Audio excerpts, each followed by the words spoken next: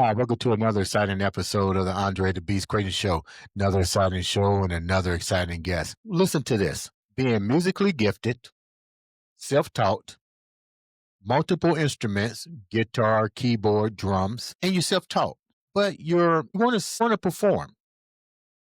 But the tripped out part about it is you don't have that beast mindset developed yet to perform live, but you want to do that.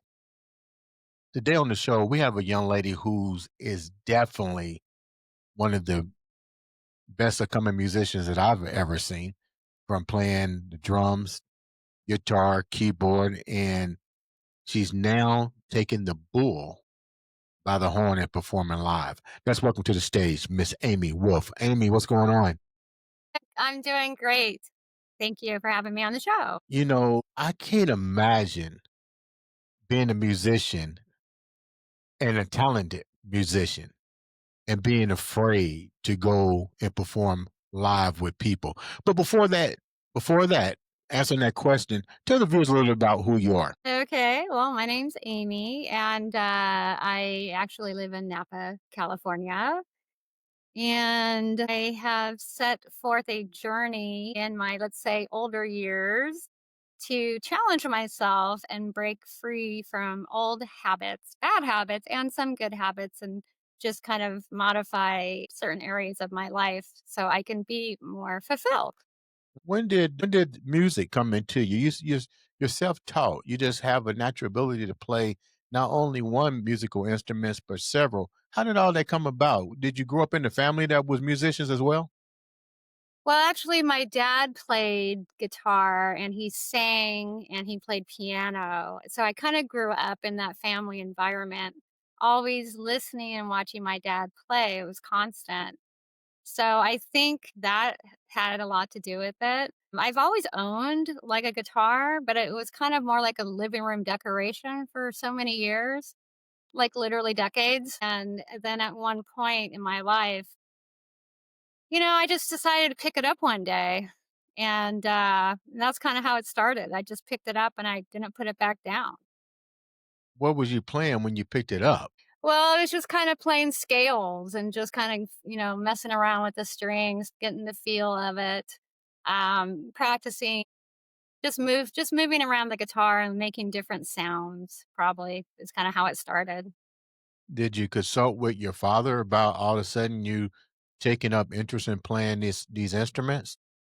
No, I did not. My dad, is much older and he's kind of, set in his ways and he doesn't play guitar as much because of his arthritis. And I talked to him a little bit about it and he thought it was, great and fun and everything. But it was really in my own self journey. I was just, I just kind of deep dove into it basically. When did you decide to take it to the next level? Because if you follow you on social media, you are playing with other musicians, but there it wasn't that easy for you because you had a fear of doing that. So when did it what was the fear first? Let's start there. What was the fear of performing live for you? I think for me, it was just being in front of people always kind of terrified me. I was always shy growing up. So it was the fear of making a fool out of, out of yourself, going on stage, messing up, maybe forgetting your parts, playing in the wrong key. I mean, there's so many things that can go wrong. So I think that was the thing that kind of held me back. So I started reaching out to local musicians around town so I could get used to playing with other people just in general, just kind of jamming out. And that kind of was the first step of kind of getting over, you know, messing up, playing loud, being amplified with other people. I mean, it's kind of fun. It is also a little terrifying in the beginning because, you know, I mean, I'm a woman, so most of the people I was playing with are males, and the people that I did play with locally were very well established musicians. They've been playing forever. So here I am, basically a newbie, but everybody's been really good to me. How difficult was it for you? Tell me about that first experience. Well, I was just terrified. Just, I think what happens is once you actually start playing with somebody else, the second you actually have to play, you focus. All of a sudden, you just kind of transform. You're not thinking about anything else around you. You're only thinking about what you're doing. And I think that's kind of what happened to me is you just get into it and then eventually you start to loosen up and then you just kind of start to open up and then you can be creative. But it's just getting into it is probably the first step, right? Now you said you're self-taught. So self-taught, does that mean you also know how to read music as well? Yeah, that's what I so at first I started playing piano and I did buy a bunch of music books and I did teach myself how to read music first. It was really hard. I just stuck at it. I would wake up in the morning and the first thing I would do is start to practice like literally with my coffee, brain just barely functioning. And I did that every single day and I practiced and practiced and practiced even when I didn't know what I was doing or what I was learning, I just stumbled through it and I just kept at it until I figured it out. And it was an interesting process because at some point the light bulbs just clicked and all of a sudden everything opened up. I saw it. I was like, wow, okay, I get it now. I'm getting it. So it just kind of you just have to kind of go past your comfort level, and just keep at it. So do you think that was probably one of your fears is the fact that maybe you didn't bring that skill set to a band that you couldn't read versus being self-taught? Yeah, I think there's a little bit of that involved. I mean, there's a lot of little details that you don't really think about until you actually have to, maybe work with somebody else, because you just don't know until you know. The first time I played with somebody, I didn't know how it goes. I didn't know what to expect. I didn't know how to jam with somebody. I didn't know like when to come in, what the beat was supposed to be, what the tempo was supposed to be, or what key we're even in. So once you start deep diving and you start memorizing notes, where they're located, what keys work, it really just opens up the door. What was the difficult journey for you on that first encounter? I mean, they know you was coming in as a newbie. Like, what was your biggest challenge? Was it understanding how they rolled, their way they composed their music? What was it like for you that was difficult? Yeah, I think just not knowing what I was walking into and what to expect because everybody plays different styles of music. So at that point, I was just open to anything. I just wanted to play.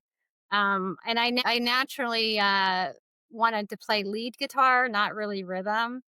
But, you have to learn rhythm to play lead, but I always just wanted to jam out and play lead guitar and start wailing out on solos. That was kind of my goal in general. I just, couldn't help myself, so What What do you mean welling out on solo? You trying to do a Peter Frampton or something? yeah, something like that. I really enjoy, a lead guitarist. I like doing solos. That's my favorite thing. Who's your favorite guitarist? Yeah, I give you 3. No, I give you 4. Well, I think growing up, Steve Vai was a big influence. Um Nita Strauss, she's a female guitarist. She's was a huge influence on me being a woman, knowing that like in a way, like if she could do it, I always thought, well, hell, I can do it. I mean, I'm not going to be at her level, but she definitely was a huge influence for me. I really like Joe Satriani as well. And then, I've always enjoyed Mick Mars of Motley Crue. I think it's mostly because I grew up listening to Motley Crue, and he does have a lot of bluesy riffs to him. So I think those 4 were probably the most influential. I'm surprised you didn't say the guy from Guns N' Roses and, the guy from Journey and more importantly, Jimi Hendrix, and last but not least, Prince. Right, right. No, they're all great. I know.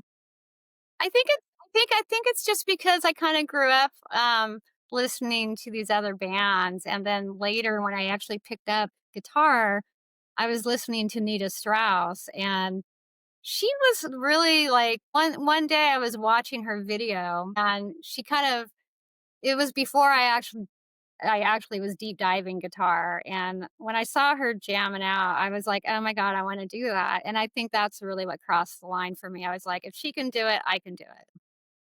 How many bands have you since you've done coming out of your comfort zone, what's that like, and how many other bands have recognized your potential and really wanna gravitate to you coming to be a part of their bands?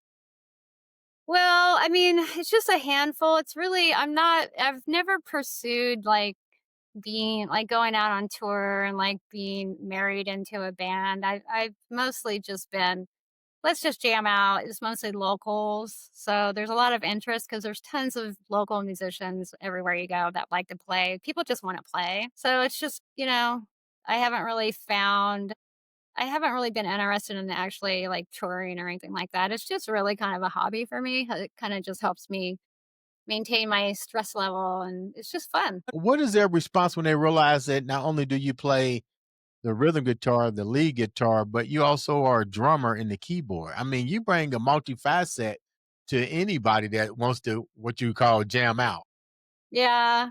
I think it's fun. I think people dig it because we can do different things together, and it just kinda just brings the bar up a little bit, you Which know? instrument do you like the best, though? What was that? What instrument do you like the best?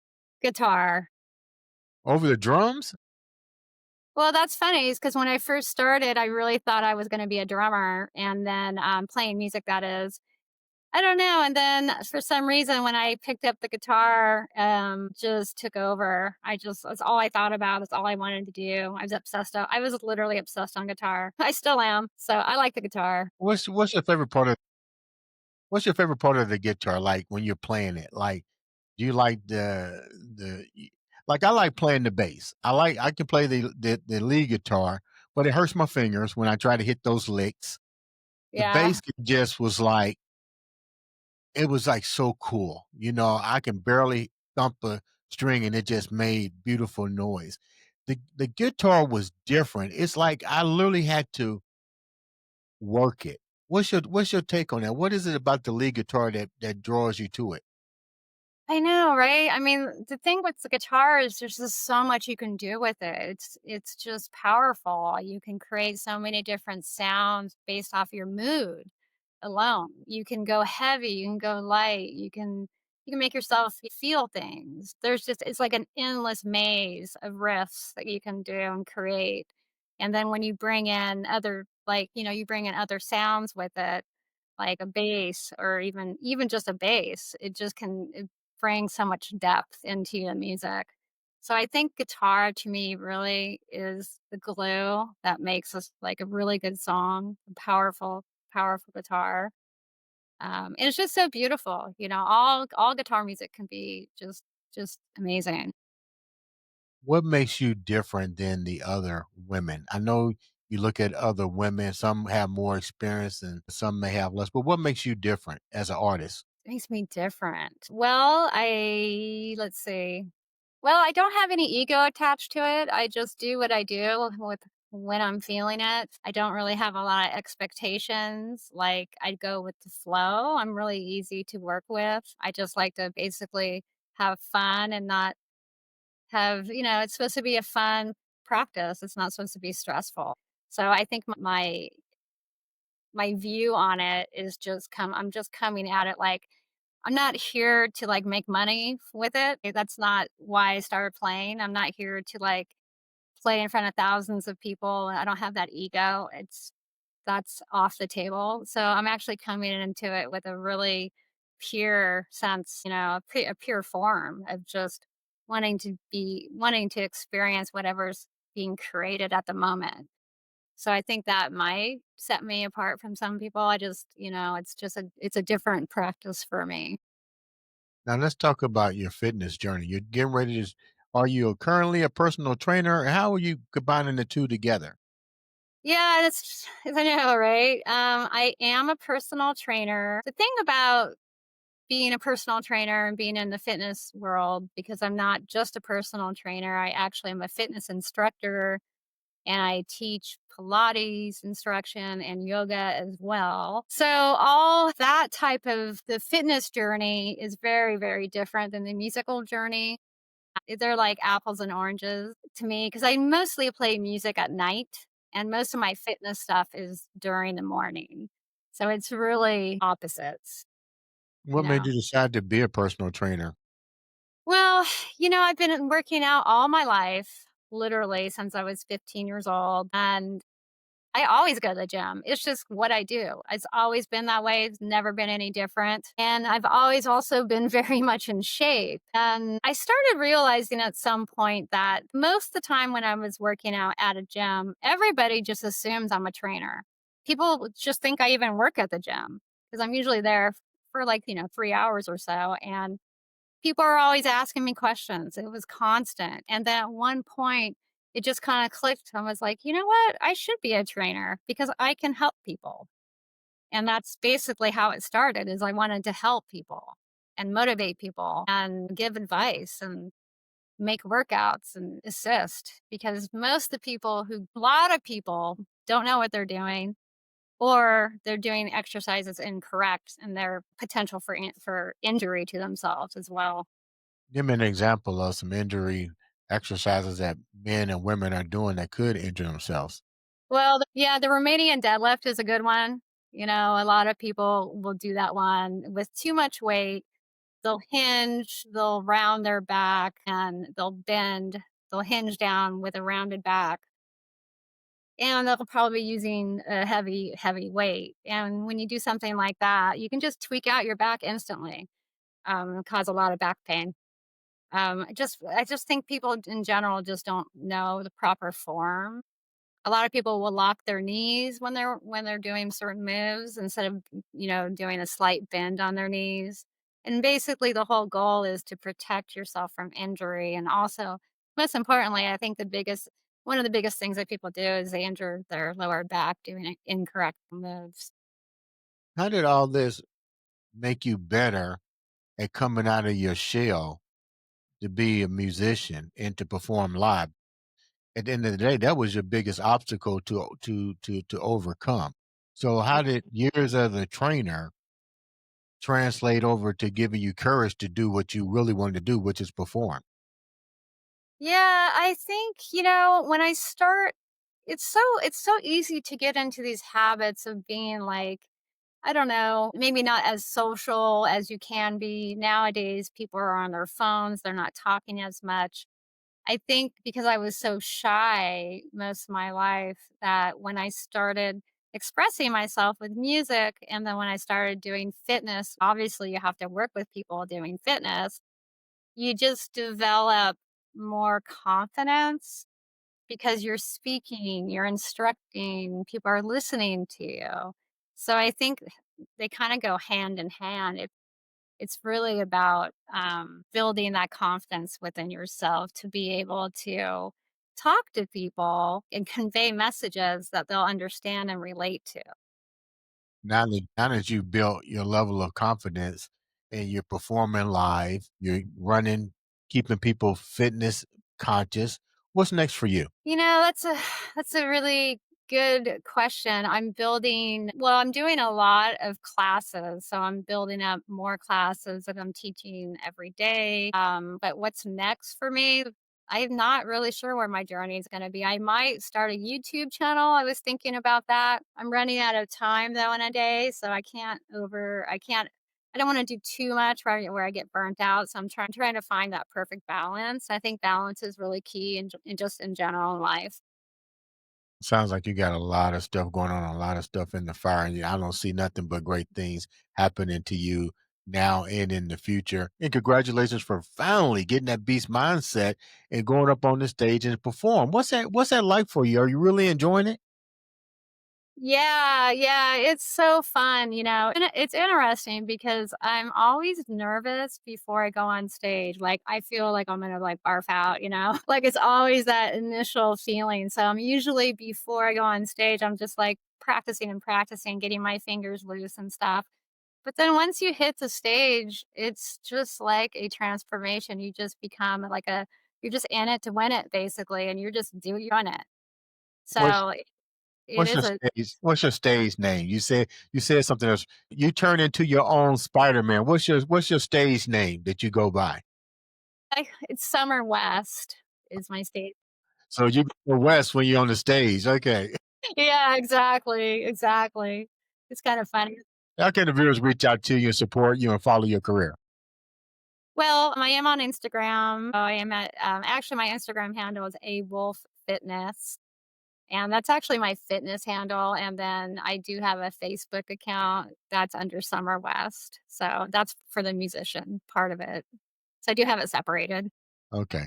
Thank you so much for taking time out to share such a beautiful story of perseverance and overcoming and keeping that beast mindset. Ladies and gentlemen, make sure you click subscribe, follow. Sometimes all it takes is a click of that button to change somebody's life as well as your own. This has been another, and I do mean another, exciting episode of the Andre the Beast Crayton Show.